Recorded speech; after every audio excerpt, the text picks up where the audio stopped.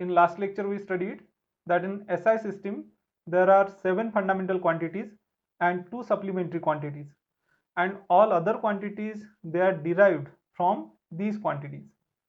So the next logical step would be to derive the relation between these quantities, and that's what we are going to study today. So today we are going to talk about the dimensional analysis. So let's see what are dimensions. So dimensions are the relation between the fundamental quantities and derived quantities. So the precise definition is the dimensions of physical quantity are the powers or exponents to which the base quantities are raised to represent that quantity.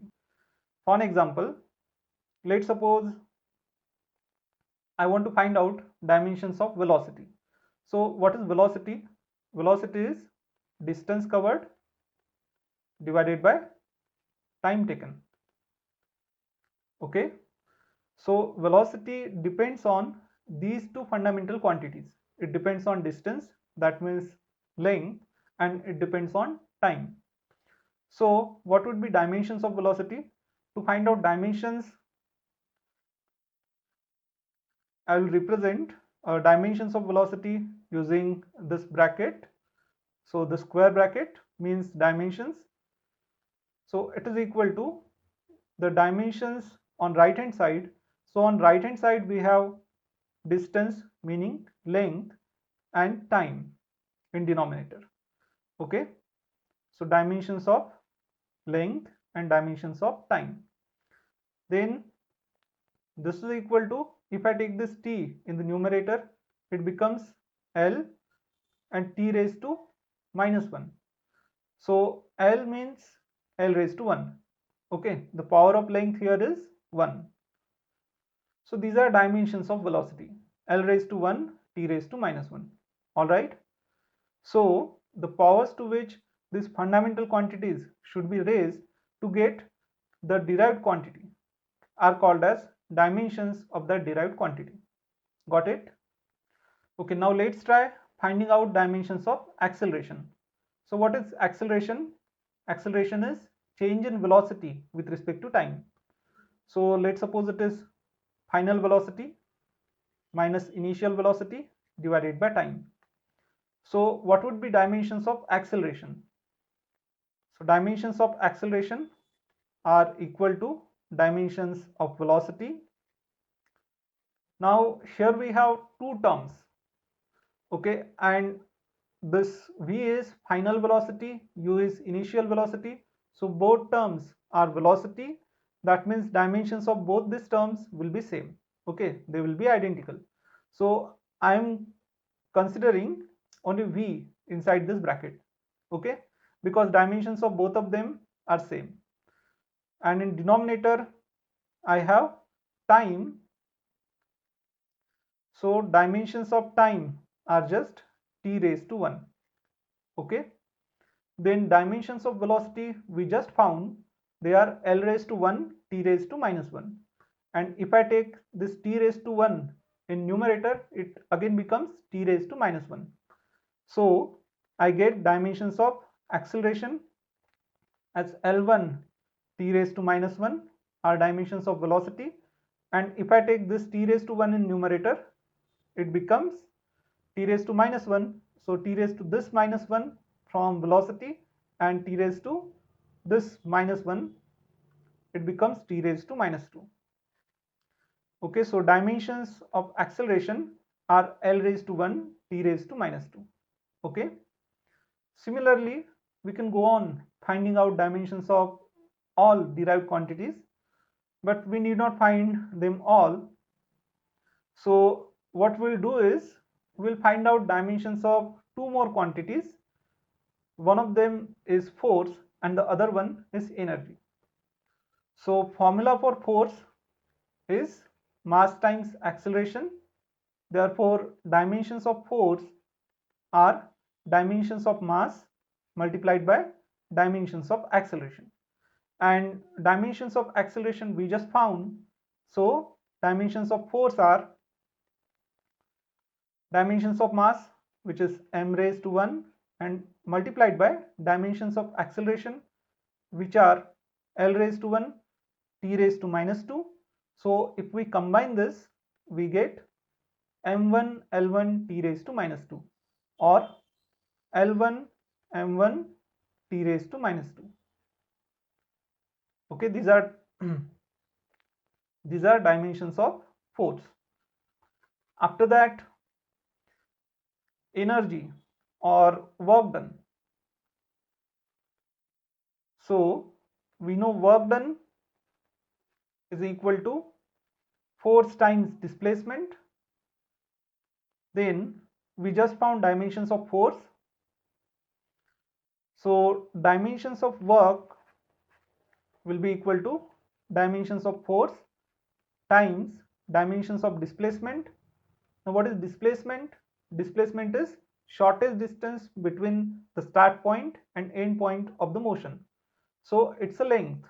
Okay, that's why dimensions of work are dimensions of force, which is L1 m1 t raised to minus 2, multiplied by dimensions of displacement, which is again L raised to 1.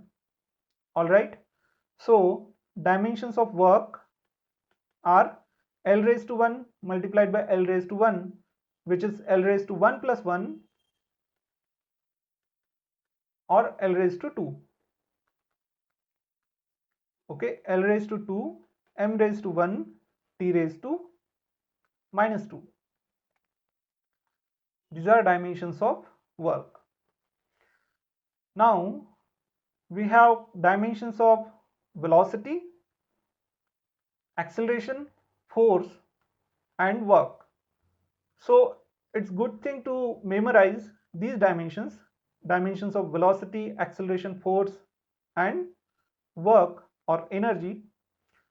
After that, we will be able to find out dimensions of any physical quantity given to us, provided we know the formula which connects these quantities and the physical quantities whose dimensions we need to find out.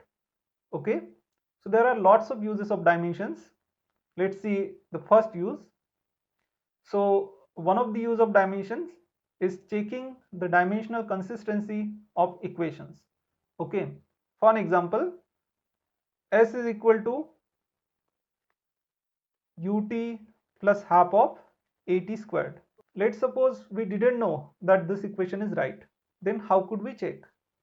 So we check for the dimensional consistency of the equation. So as we just saw, we can only add or subtract the terms having same dimensions. That means having same units. So let's check whether these terms have same dimensions. So what are dimensions of S? S is displacement. Its dimensions are just length. Okay, L raised to 1. Then U is initial velocity. So we found dimensions of velocity. Those are L raised to 1, T raised to minus 1. After that we have T. So dimensions of T are T raised to 1. Plus here we have half. So numbers don't have any dimensions. So half doesn't have any dimension. So dimensions of acceleration. Okay, A is acceleration here. They are L raised to 1, T raised to minus 2. Multiplied by, we have T raised to 2. Okay. So now let's see here. We have L raised to 1, T raised to minus 1 multiplied by T raised to 1. So this T raised to plus 1 and minus 1, it gets cancelled out nicely. Okay.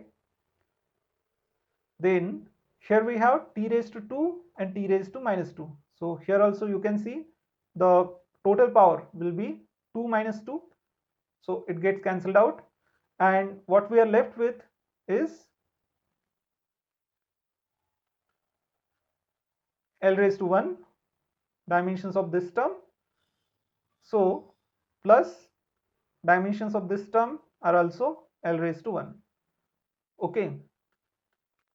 what we need to do is we have to find out dimensions of the displacement, then dimensions of second term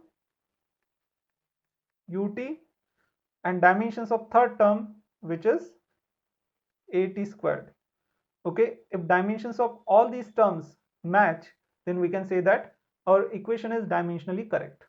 We just found dimensions of displacement, then the second term and third term, and dimensions of all those terms, they match, and that's why we can say the equation is dimensionally correct.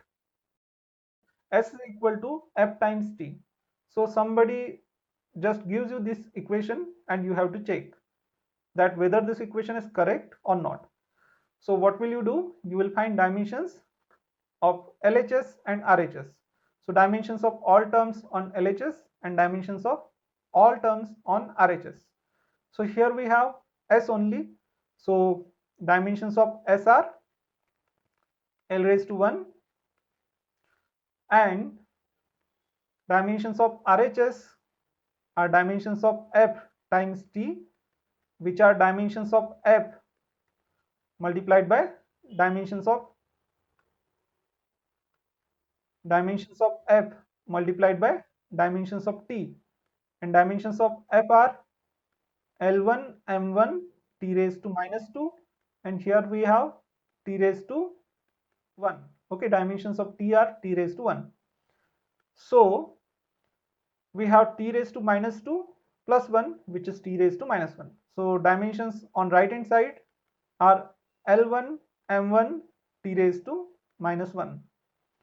So since dimensions on left hand side and dimensions on right hand side of the equation don't match, what can we say? That this equation is dimensionally incorrect.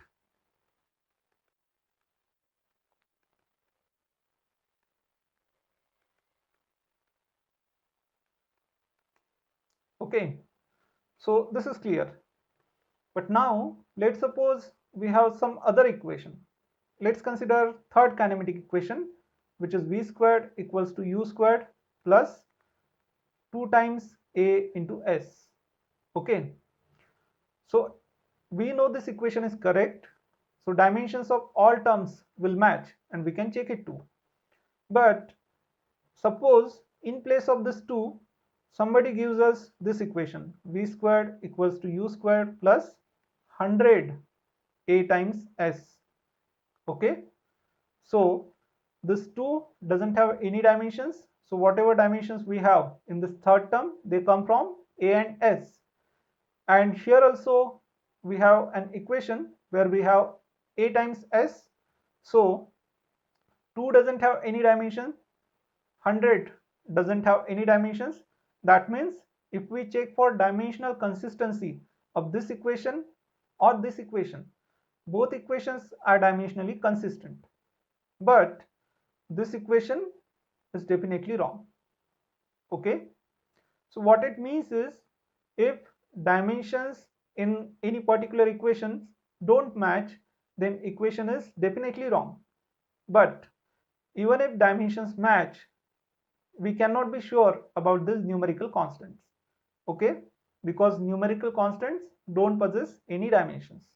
Second use is deducing relation among the physical quantities. Okay, so deducing relation among the physical quantities. So let's consider this problem. The centripetal force F acting on a particle performing circular motion depends upon mass, velocity and radius of the circle. Derive the formula for F using dimensional analysis. Let me explain you. So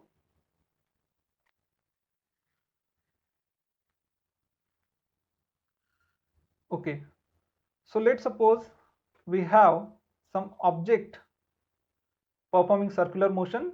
You can consider a stone is tied to a string and you are whirling it in circular motion. Then there is always a force acting on this object, which is called as centripetal force. So this force always acts along the radius and towards the center.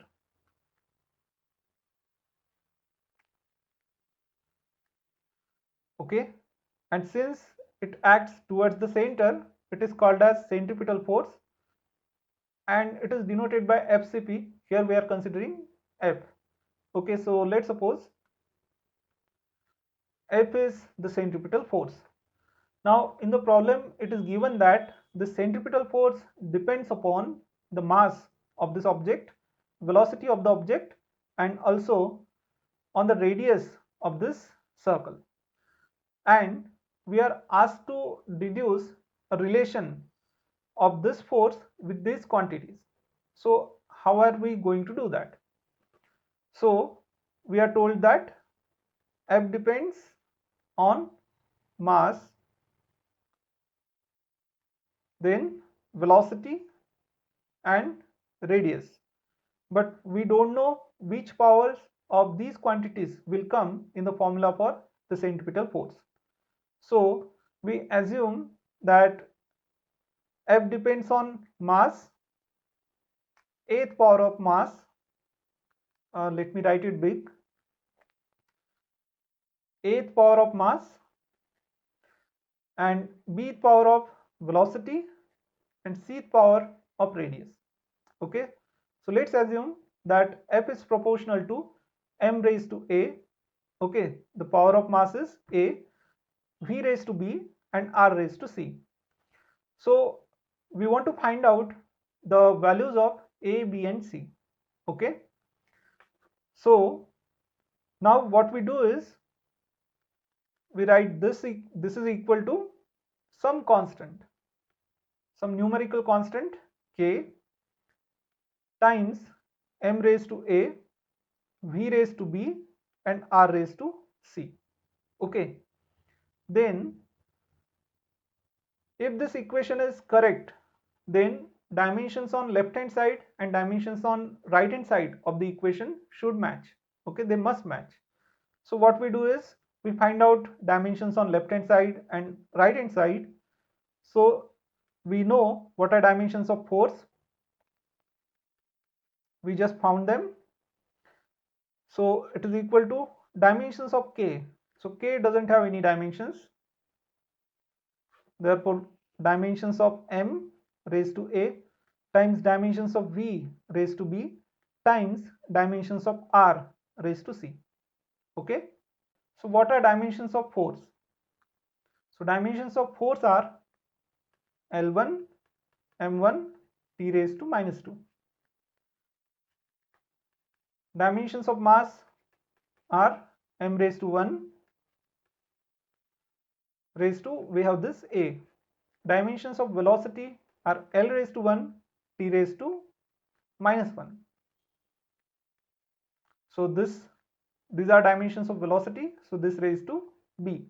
And dimensions of r is radius, so it is L raised to 1, and then we have L raised to 1c. Okay, so now I can write this as m raised to 1a or m raised to just a, 1 times a. Okay, L raised to 1b from here and 1c from here, so it becomes L raised to b plus c, and we have t raised to minus b. Okay, so on left hand side we have L raised to 1, m raised to 1, and t raised to minus 2, and on right hand side we have m raised to a, L raised to b plus c, and t raised to minus b. So since the dimensions on left hand side and dimensions on right hand side of the equation must match, here we have m raised to 1 and here we have m raised to a. So a should be equal to 1. Okay, so a is equal to 1. Then we have comparing dimensions of length. On left hand side it's 1, on right hand side it is b plus c.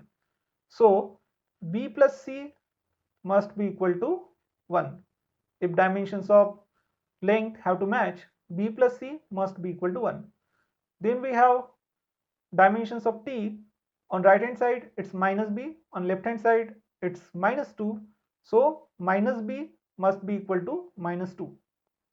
So minus b equals to minus 2, which gives us as b equal to 2.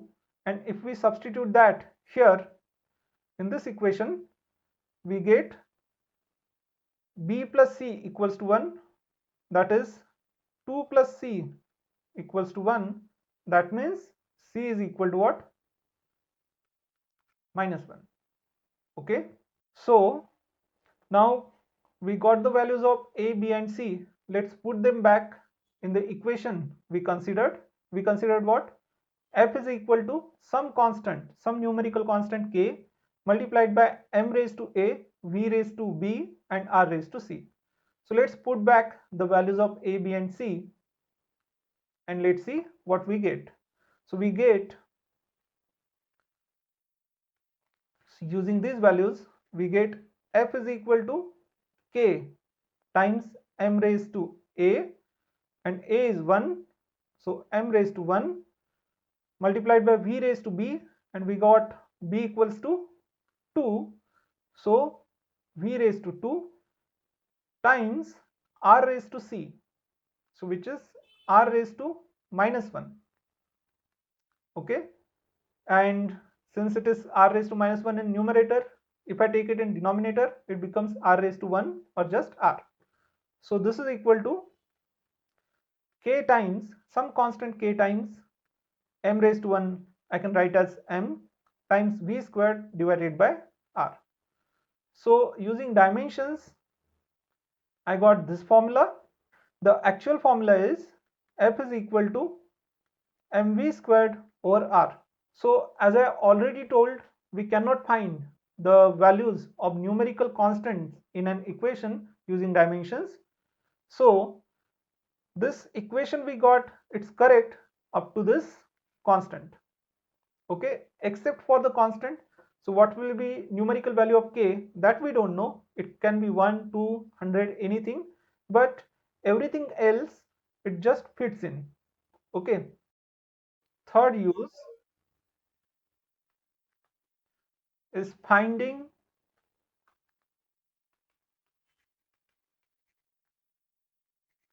dimensions, or I can say units,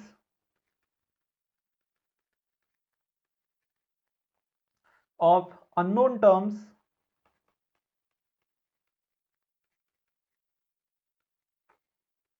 in an equation.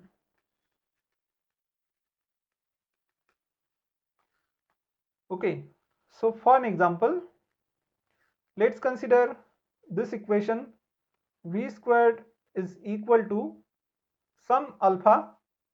This is a constant, okay, not numerical constant, it's not a number.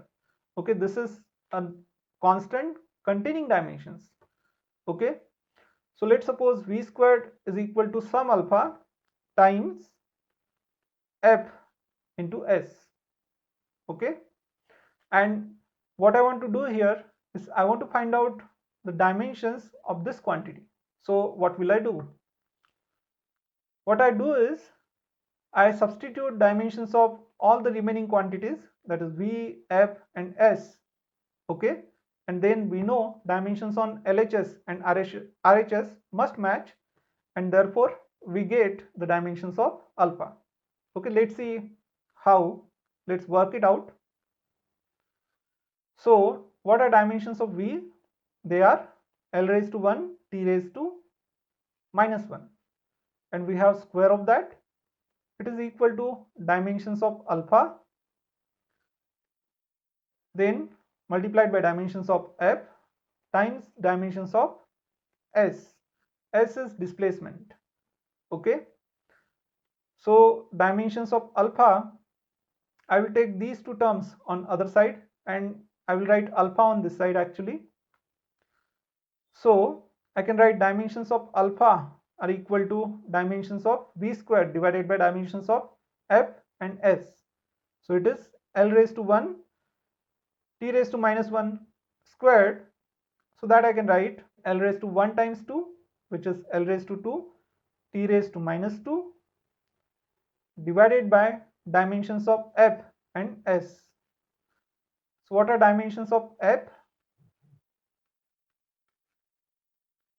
It is L1 M1 T raised to minus 2. Okay, then dimensions of displacement are L raised to 1. So now let me see if I can reduce the size of this thing. Oh, good.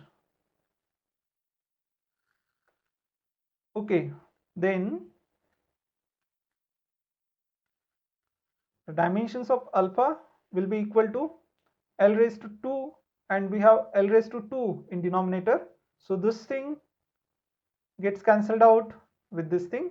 L raised to 2 gets cancelled out with L raised to 1 plus 1, which is 2 in denominator. Then we have T raised to minus 2 and T raised to minus 2. It gets cancelled out. And we have M raised to 1 in denominator, which if we take to numerator, it becomes M raised to minus 1. Okay. So dimensions of alpha are M raised to minus 1.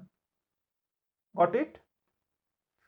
So this is how we can find out dimensions of unknown terms in an equation.